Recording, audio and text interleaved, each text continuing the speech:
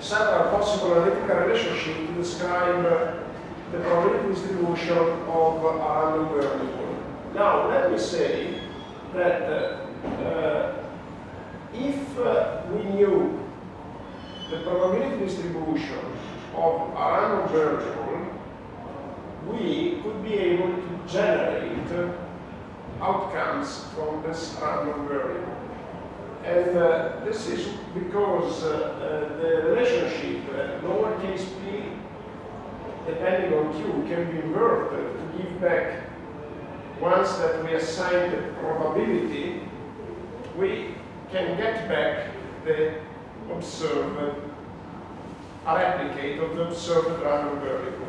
So if we know the probability distribution, we can also answer the question like what is the river flows that correspond to a probability of not exceedance of 0.99 by inverting the probability distribution.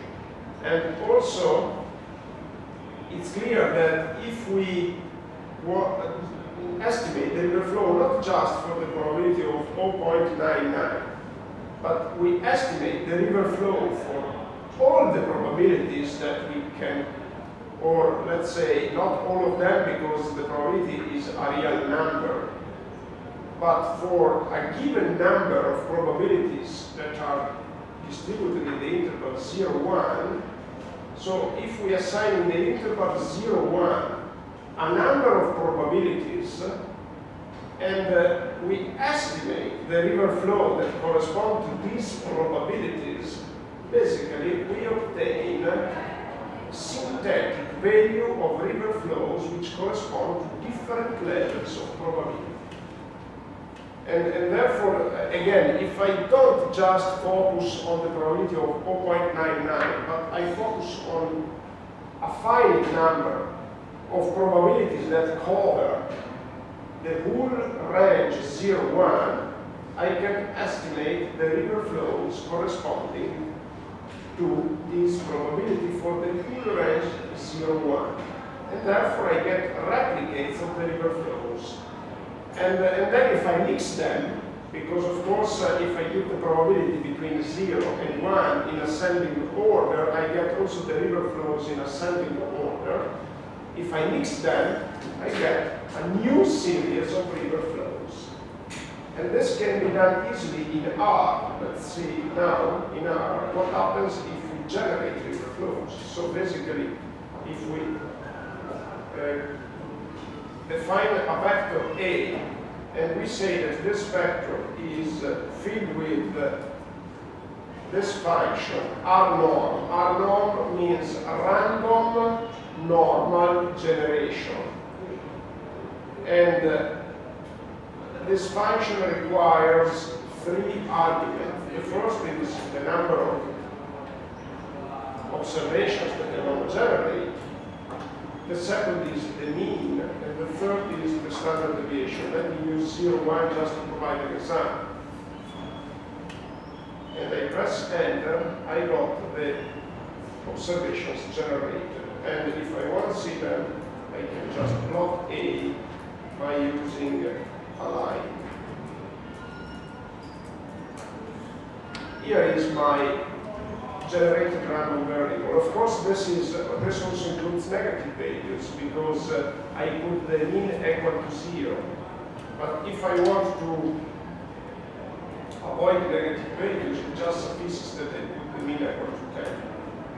And then if I make plot A, you see that I get rid of the negative values.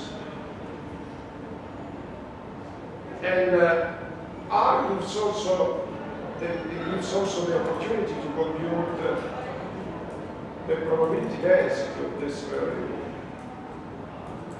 This function density basically computes the probability density for the given numbers and plots it. And what I am expecting is something that looks like, I go back to my presentation, sorry. Here. I'm expecting something like these bells here. So let's see what happens if I go back to R and I get the plot. You see, it's not really a very precise band because I have 1,000 data and I should increase the number of the data if I wanted to get a better shaped band. But still, you see that it's symmetric and it looks like the bands that I computed before. So basically, with this very simple treatment, we already got to the stage where we can generate random numbers that follow a given probability distribution. We are halfway of our mission to generate random river flows. Why we are halfway and not to the target yet? The reason why we are halfway can be understood if you consider that if I shuffle my data, which means I mix them randomly, the probability distribution doesn't change. And therefore, it's clear that with this technique, you can generate numbers, but only if you don't care of their order. Okay? This is extremely important to notice. Basically, the probability distribution describes only the chance to get a given value of your random variable. It doesn't describe the sequence in the order of the random variables. If you look at the definition of probability, the definition of the probability doesn't take into account the order, the sequence. It just counts the number of times that a given number falls, a given experiment gives back a given outcome. So we are halfway because if our experiment refers to random variables that are independent,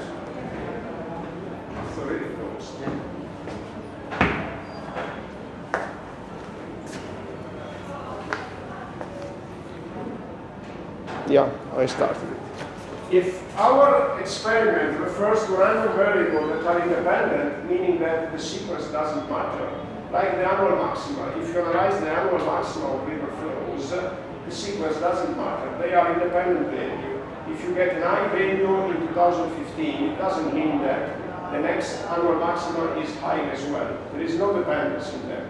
So the sequence doesn't matter. So if you analyze annual maxima, for instance, you don't care about the order. You just care about the chance of getting an annual maxima that is higher than a given value. And then you can generate, you can study the occurrence of this annual maxima just by using the probability distribution. But if in your experiment you have instances in which the order is important, like for daily river flows, then the probability distribution gives you half description. It gives to you the description of the chance of getting a given river flow, but it doesn't describe the sequence. So we are halfway. But still, you know, it's important to notice that by using this concept of the probability distribution, you can generate synthetic independent value. Now let me move the next step forward then and say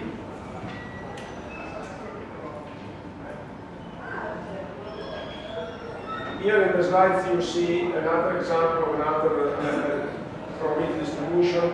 I don't care about it. This is the uniform distribution, which is very simple, but forget about it. Also the definition of random period, which is related to probability, let's forget it.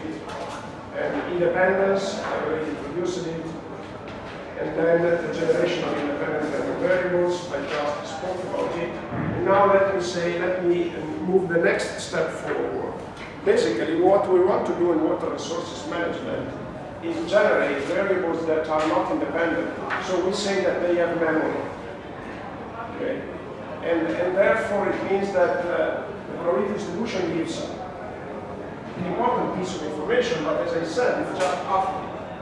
So how can we generate then sequences of random variables, not just independent values, not just one value if we are interested in the peaks, but how can we generate sequences? First of all, let me say once again, that lack of independence means the presence of memory in the data. You know, when I said along the Po River, a high river flow implies, a high river flow today implies a river flow that is probably high as well tomorrow. This means that there is memory. And this memory is, by intuition, we can understand that this memory is higher for bigger river. So the Po River has a huge catchment. There is memory. If you refer to a small river, probably there is much less memory. But this memory, which means lack of independence, is something that we have to quantify and reproduce. We cannot get rid of it unless we design an experiment where we don't analyze daily values, but for instance, our maxima, for instance, values that are picked up in a way that have no memory. So how can we quantify this memory? And this is an important issue. And let me just show you another game. I could upload a series of the Po River.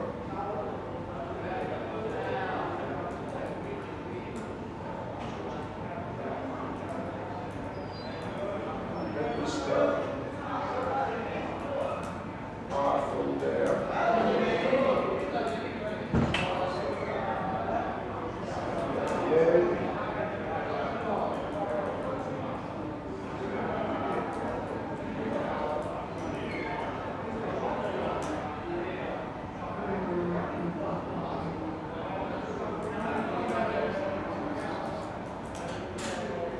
Just 1 second, I don't remember the names of the variables.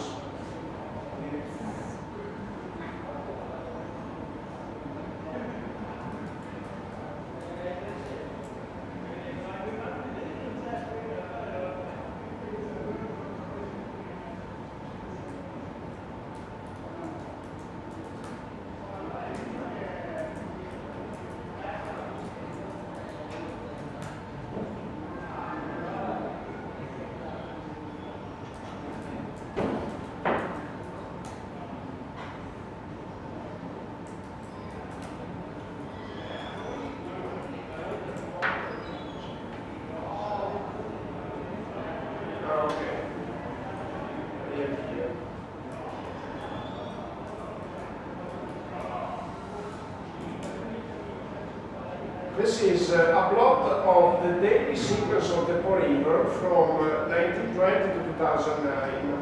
And this plot, indeed, is a bit modified. So these are not the original data, but the seasonality was removed.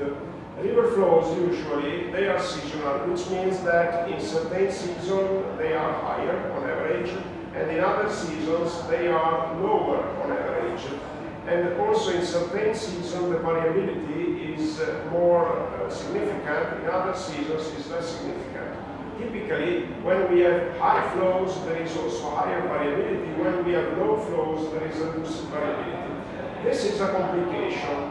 When we want to generate this data by using statistics, of course this is a complication because it means that the probability distribution is seasonal. So, a usual approach that is followed to resolve this problem is to transform the data before starting. One transforms the data and removes the seasonal part. So let's suppose from now on that our data we deal with are not seasonal. Okay, so the probability distribution doesn't change along the year. And then when I finish this treatment, I will tell you how seasonality can be removed and how seasonality can be put back. So for now, let's suppose that it's not seasonal. And so basically this is a series that is with the seasonality removed, and it's the series, the closure section of Control Oscuro. If you want just to see the series with the seasonality, it's this one. Let me see if I forgot.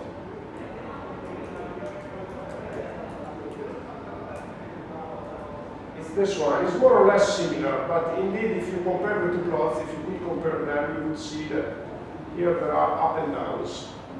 Now, let me refer to the series that is decisionalized again. Before plotting, I just want to show you this one and then this one. And by eye, this is not difficult, it's not easy to distinguish, but indeed there is a decisionality unit here. But still there is a memory. Now, how can we quantify the memory for this series? First of all, let me show you the density, the probability density for this series, because it's interesting to see it. So let me say plot density, sorry.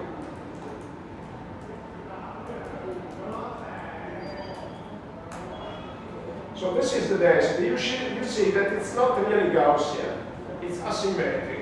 But still, okay, let's assume that it's Gaussian, because this is the only probability distribution that we know so far. Let's assume that it's Gaussian, okay?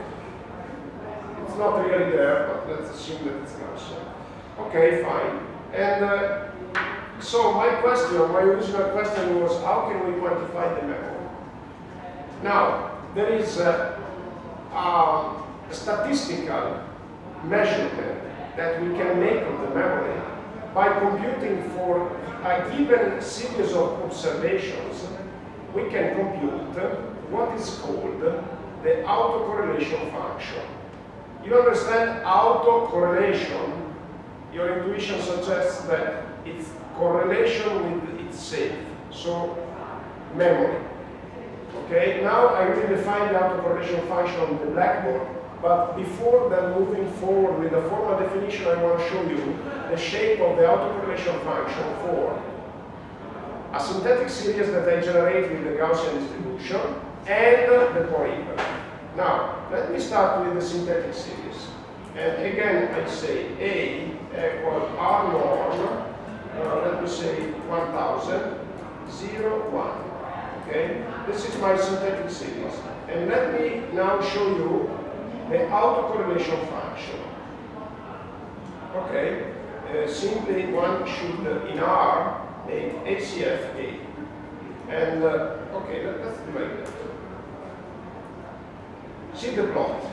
First of all, you see on the ordinates there is displayed the lag of the memory. The lag means that lag 1, these are daily data, lag 1 means memory with respect to the previous day. Lag 2 means memory with respect to 2 days before. Lag 10 means memory with respect to 10 days before. Lag 0 means memory with respect to the same day. And of course, if you consider the same day, the observation is the same, and you expect that the memory is maximum. Because lag 0 again means memory of an observation with itself, same day. And then the memory is maximum. Okay? So this is, in the abscissa you see what is called lag. It means the delay of the memory. In the ordinates you see this measure of the memory. What do you see on the ordinates? For lag 0 I have 1, which means that the memory is measured between 1, maximum value, and something that is lower than 1. And in this case you see up to 0, but you see some negative values. Indeed, the memory is measured between 1 and -1. But in this case you don't see the -1 because there are no numbers to justify a memory of -1. I will explain you later what a memory of 1 and -1 means in rigorous terms. Now, what do you see here? You see that the memory is very close to 0 for all the lags except 0. Because at lag 0 you have the maximum memory, and then the memory is always close to 0. And you see these blue lines, basically these are called confidence bands of the zero values, of the zero value. It means that everything is inside the blue bands can be assumed to be 0. Okay? So you see that there is no memory here. And of course I was expecting it, because I generated the numbers with random generation from a probability distribution where the order doesn't count. Now, for the Poynter, the order of course counts. Let's see what happens.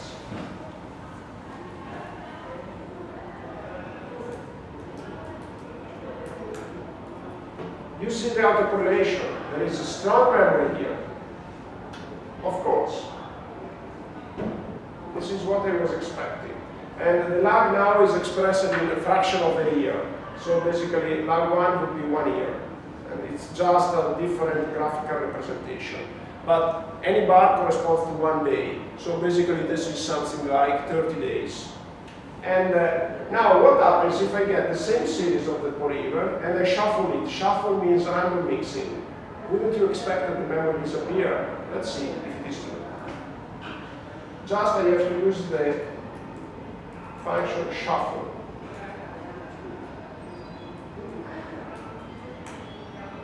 Okay, it's not shuffle, but it's sorry for that. And it's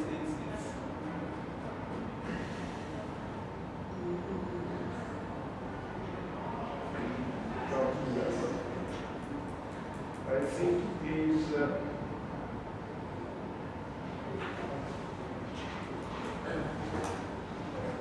just 1 second.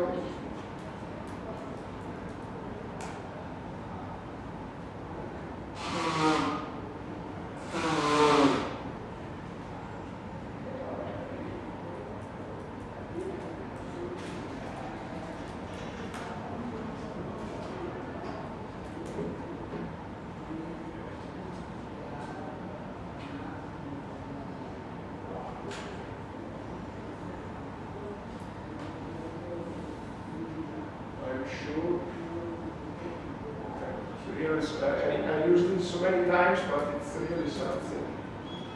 Let me see.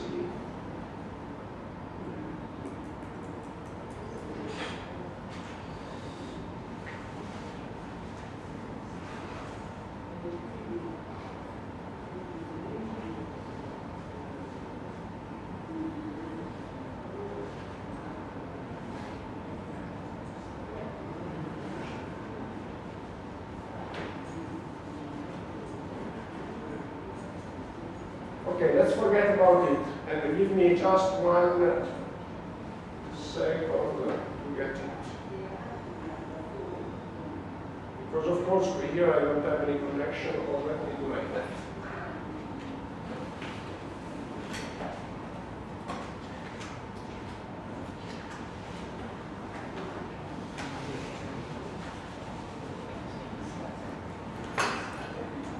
Give me a couple of minutes so you relax a bit.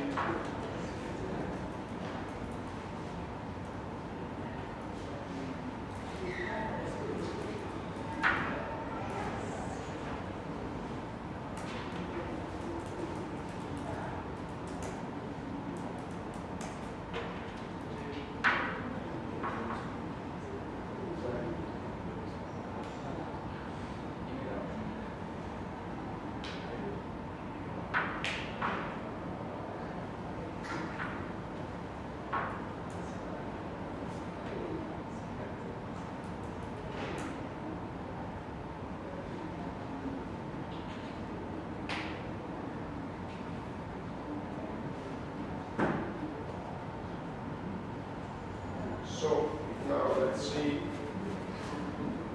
on Google.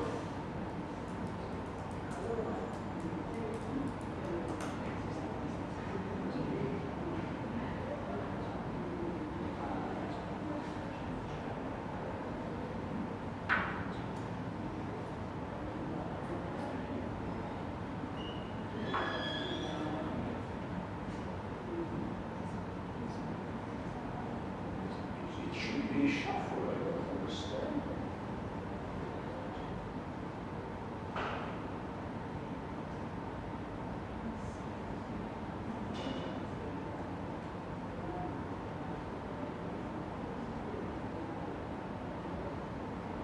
But this is application.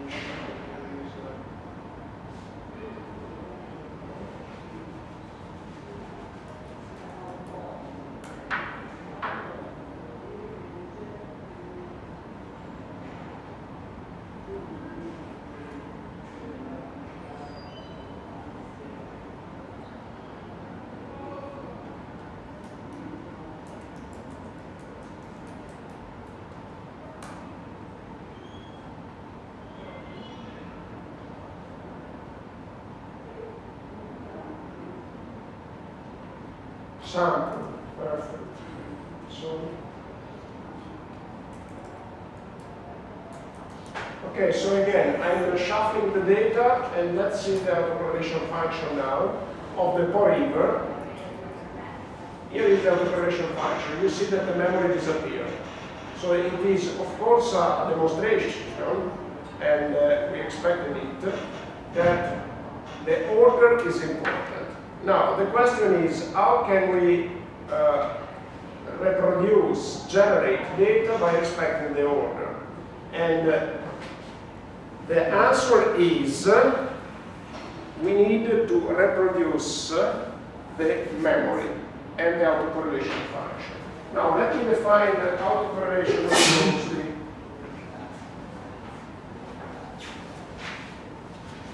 So the autocorrelation function, basically, is a function that has a discrete value for each lag.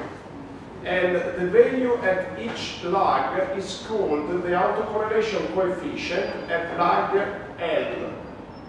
So the arbitrary lag is designed with the symbol L, and the autocorrelation coefficient at lag L, by putting them together, you get the plot of the autocorrelation function. So to define rigorously the autocorrelation function, I need to define how to compute the autocorrelation coefficient. And this is given in your slides here. This is the formula which I will write again here.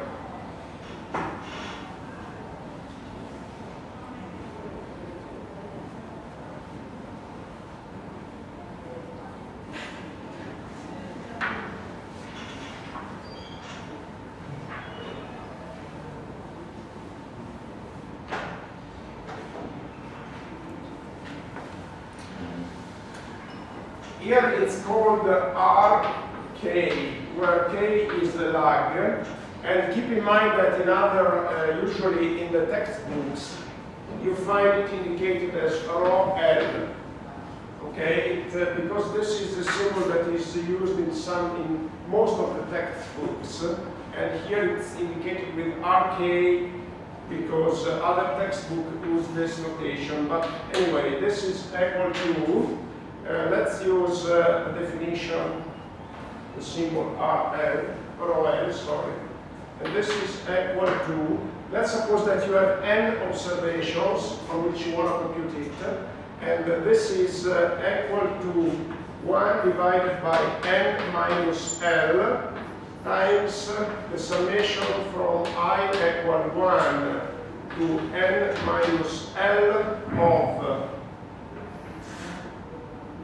of the symbols here, x, okay? It's written as x I plus n minus me. Me is the mean value of x times xi minus me divided by the square root, square value of the standard deviation. This is how the autocorrelation coefficient is computed. More or less, I think I used the same symbols. Okay, here you have this square root of the standard, the square of the standard deviation that is brought outside the summation, but it doesn't change anything. And here is how the autocorrelation coefficient and then the autocorrelation function is computed. Perfect. Now, our purpose in the generation is not to draw numbers now randomly from a probability distribution, but to perform a generation that keeps into account that the outcome is random, but at the same time there is a memory that is quantified by this autocorrelation coefficient for varying L that must be reproduced. And keep in mind that the presence of memory means that your capability to predict increases a bit, because the memory gives you some information to make a prediction. If you go along the Po River today, you see the river flow, and somebody asks you to predict the river flow for tomorrow, you of course have an information which is today's river flow. By using your knowledge of the memory, you can use it for prediction. What does this mean? It means that your simulation now, your simulated model must include a deterministic component while keeping its random behavior. Now it must include a deterministic component.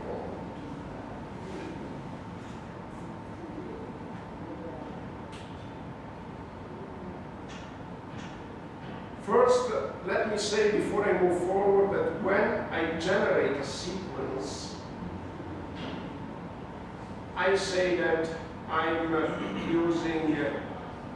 generating a stochastic process, which means a causal process. Stochastic is a synonym for causal. Process is opposed to variable. Variable is a number, process is a family of random variables. So it's a sequence. So when I ask you at the exam, what is a stochastic process, you should just say it's a family of random variables. And to get the stochastic process, as I said, I need to introduce a deterministic component.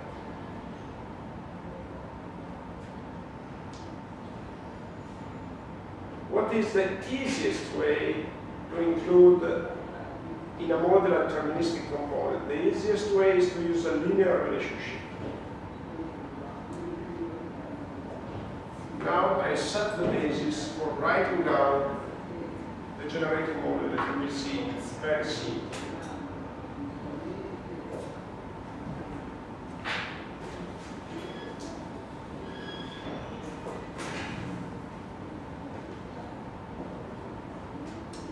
So let's suppose that the variable that I want to generate is given by the symbol x, xt. Xt because it depends on t, it's a process. Okay, so xt, and let me suppose for now that this variable has 0 mean, okay? So I already assume that there is no seasonality. Let me also assume now that it's 0 mean, and again, that it's Gaussian, because the fact that I'm reproducing a process implies that there is an underlying probability distribution, which is not enough to generate the synthetic variables because it doesn't take into account the memory, but still it's there, it's underlying. So my assumptions are that x is without seasonality, it's 0 mean and Gaussian. Let me make these assumptions. And let me say that all of them can be removed, but for simplicity, now let me assume that seasonality, 0 mean, seasonality is not there, 0 mean and Gaussian. So xt is maybe simply equal to a parameter phi1 x t minus 1. You see linear relationship. Memory is reproduced through a linear relationship from the previous variable. And then you may go back in the past. So plus phi2 x t minus 2 plus phi p x t minus p. You can stop at the first term, and or you can move back in the past. And this is the deterministic part. And now I need the random part. And the random part, let me just introduce a variable, epsilon t, which is a random variable. No memory.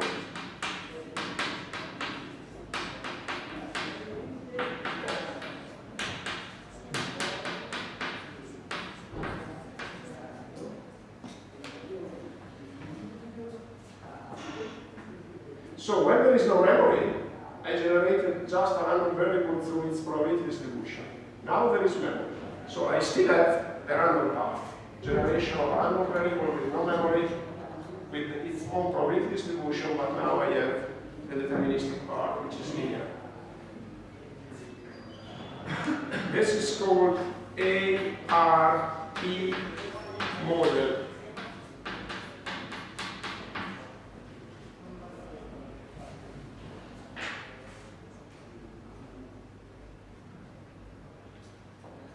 I mentioned several assumptions, so let's recall all of them. So 1, no seasonality.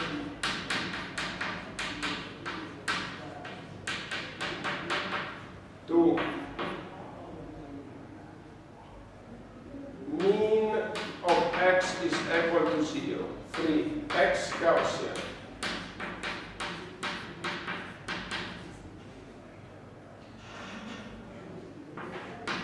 4th one, I set it implicitly. Rho L of epsilon is 0 for each n. For any n, sorry.